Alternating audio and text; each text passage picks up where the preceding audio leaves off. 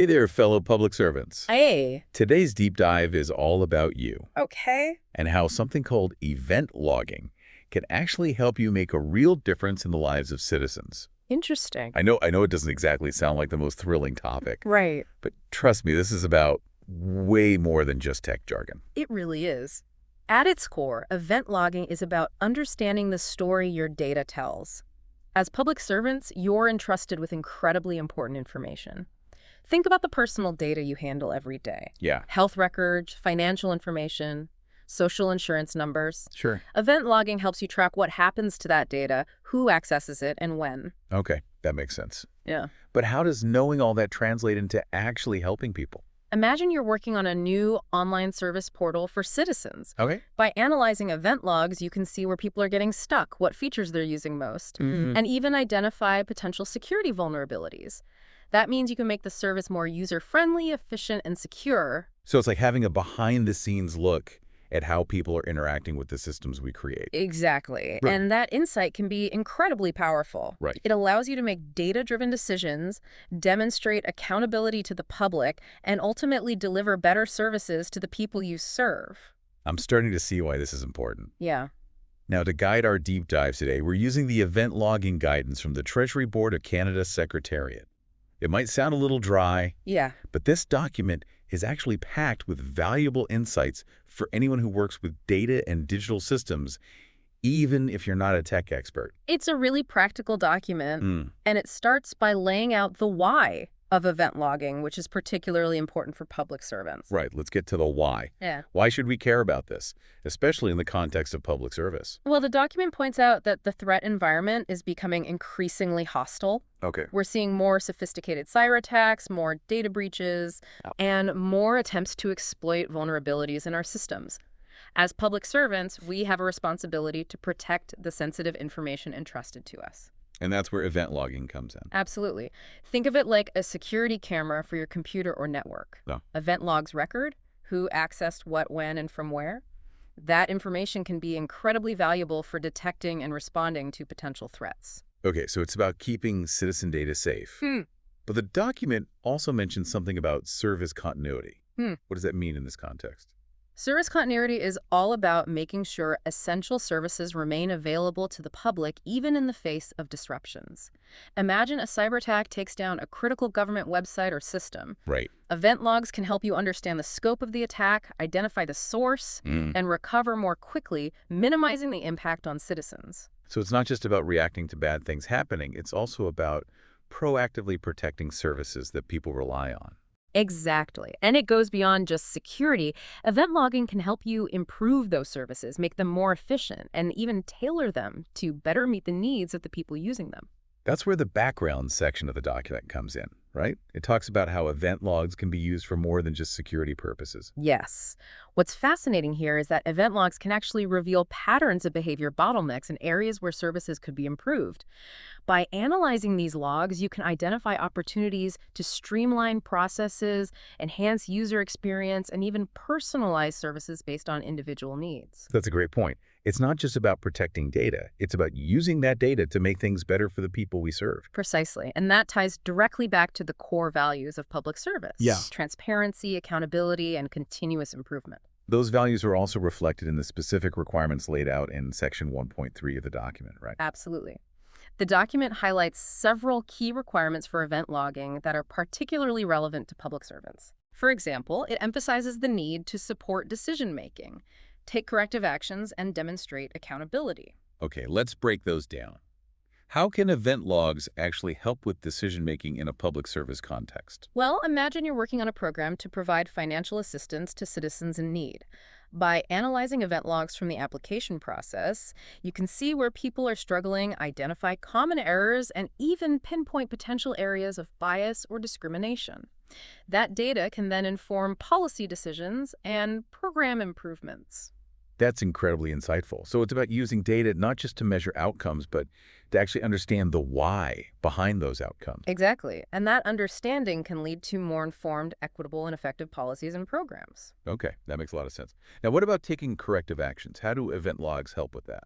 Let's say you're managing a team responsible for processing passport applications. By monitoring event logs, you might notice a sudden spike in errors or processing delays. That could be a sign of a technical issue, a staffing shortage, or even a potential security breach. By identifying the problem early, you can take corrective action to minimize the impact on citizens and ensure the smooth operation of the service. So it's like having an early warning system that helps you spot problems before they become major headaches. Exactly. And it allows you to respond more quickly and effectively, which ultimately benefits the people who rely on those services. Okay, and the last requirement we mentioned was demonstrating accountability. How do event logs help with that? Well, public trust is essential for effective public service. Citizens need to know that their information is being handled responsibly and that we're using their data ethically. Event logs can provide a clear and auditable trail of how data is being used, who has access to it, and what actions are being taken to protect it. So it's about transparency and showing that we're taking data security seriously. Yeah, precisely. Mhm. And that transparency can help build trust and strengthen the relationship between government and citizens. And, even if you're not directly involved in managing IT systems, Right. understanding the basics of event logging can help you work more effectively Yeah, with your IT and security teams. that's a good point. It's about being an informed and engaged partner, even if you're not the technical expert. Exactly. And that brings us to section 1.4 of the document, Okay. which highlights the related security controls Okay. from ITEST G33. ITEST G33. That sounds a little intimidating. Don't worry, it's not as complicated as it sounds. Right. ITEST G33 basically outlines a whole range of security practices that are relevant to government systems. Mhm. And event logging is a foundational element for many of those practices. So it's like the building block for a whole range of security measures. Exactly. Things like access control, incident handling, and vulnerability management Right. all rely on effective event logging. So even if you're not directly involved in those areas, understanding the basics can help you advocate for strong data protection practices Yeah. within your own department or team. Okay, so we've covered the why of event logging. Yeah. Now let's get to the how. Okay. Section 1.5 of the document dives into implementation guidance, which sounds like it's where things get really practical. It is. This section is all about what you can actually do on a day-to-day basis to make sure you're logging the right information Right. and using it effectively. And the document emphasizes the importance of having a logging and monitoring strategy, even if it's just at a departmental level. Right. What does that actually look like in practice? A logging and monitoring strategy basically outlines what information is most critical to log, Okay. how long to retain those logs, Mm-hmm. and how to protect them from unauthorized access. So it's like a roadmap for making sure you're capturing the right data and using it responsibly. But what about resource constraints? Sure. Public servants are often dealing with limited budgets and staff. Yeah. How do we balance security needs with those practical considerations? That's a great question. And the document actually addresses that directly in section 1.5.2, Okay. which focuses on log retention and preservation. Okay. It highlights the need to find a balance between security and practical considerations. So it's about being strategic and prioritizing what's most important to log based on your specific needs and resources. Exactly. And it might mean making some tough decisions about what to keep and what to discard, but the guidance provides helpful tips on how to make those decisions effectively. Now, section 1.5.3 also makes it clear that logging is pretty useless if the logs themselves are compromised. Right. It defeats the entire purpose if someone can tamper with the logs or delete them altogether. So what can we do to protect this information and ensure its integrity? The document highlights several key strategies for protecting log information, Notes? such as implementing access control mechanisms, Mm-hmm. performing regular backups, Okay. and even using file integrity verification to detect any unauthorized changes. So it's about treating those logs with the same level of care and attention that we give to any other sensitive information. Absolutely. And it's important to remember that protecting those logs is essential for maintaining public trust. Right. Citizens need to know that we're taking data security seriously Yeah. and that we're doing everything we can to safeguard their information. Okay, so we've covered the why and the how of event logging. Now let's get to Appendix A of the document is called Recommended Events to Log, and it seems like it's packed with really specific recommendations. It is. It's a goldmine of information. But instead of going through the entire list, Sure. let's focus on a few categories that are particularly relevant to public service. Sounds good. What should we start with? Well, authentication and authorization is a big one. Okay. Table A2 lays out all the key events you should be tracking related to who is accessing your systems and what they're doing with that access. Okay. Things like successful and failed login attempts, password changes, and any use of privileged accounts. So basically keeping track of who's coming and going in the digital world and what they're doing once they're inside. Exactly. This is especially crucial when you think about all the sensitive citizen information we handle. Yeah. We need to know who accessed what and when, Right. especially if there's ever a question of a privacy breach. Right. It's about being able to trace back actions and understand who was responsible for what, especially if something goes wrong. And these logs can also help you demonstrate accountability to the public. You can show that you're taking data security seriously and that you have systems in place to track any unauthorized access. Okay, what other categories are important for public servants to be aware of? Well, data loss prevention is a big one. Okay. Table A5 outlines a whole range of events that can help you detect and prevent unauthorized data transfer, suspicious data access patterns, or attempts to bypass security controls. So it's about keeping an eye out for anything that looks like someone might be trying to steal data or misuse it in some way. Exactly. And this is particularly important in the context of public service because the data we handle is often incredibly sensitive. Just imagine the impact of a breach involving health records or social insurance numbers. That's a scary thought. Yeah. But having these logs in place can help us catch potential problems before they become major incidents. Right. Absolutely. It's like having an early warning system for data breaches.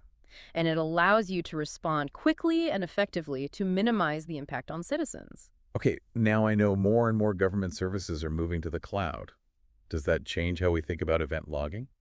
It does. Cloud environments can be incredibly complex. Right. With data spread across multiple servers and services, Table A14 in the document has some great recommendations for what specific events to focus on in the cloud. Like what kind of events? Well, you want to make sure you're logging events related to things like changes to security policies, access to sensitive data stores, and any activity involving privileged accounts. So it's about understanding who has access to what data in the cloud and what they're doing with it.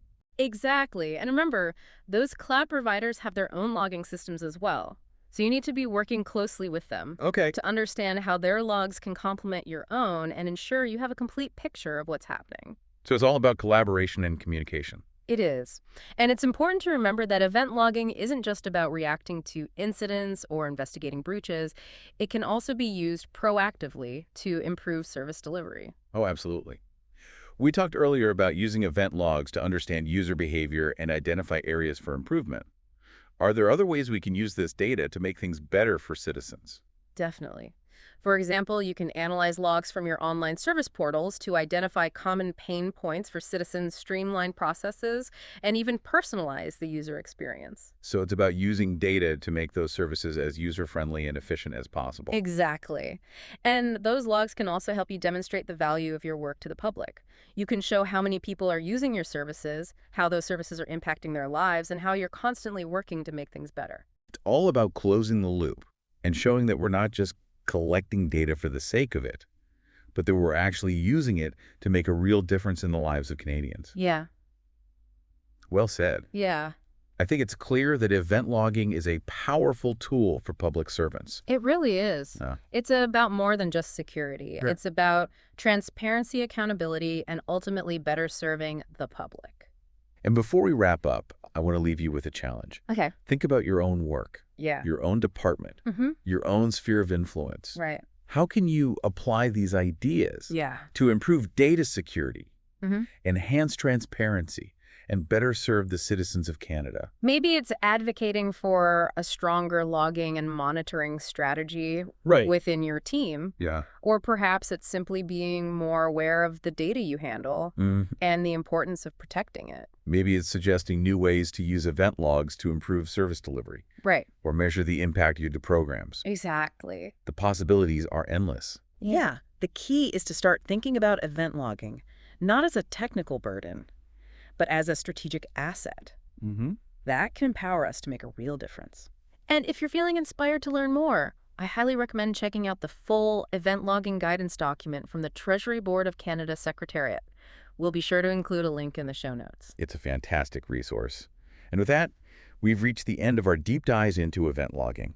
We hope you found it informative, engaging, and maybe even a little bit inspiring. It was great. Until next time, stay curious, stay informed, and keep up the great work serving the public.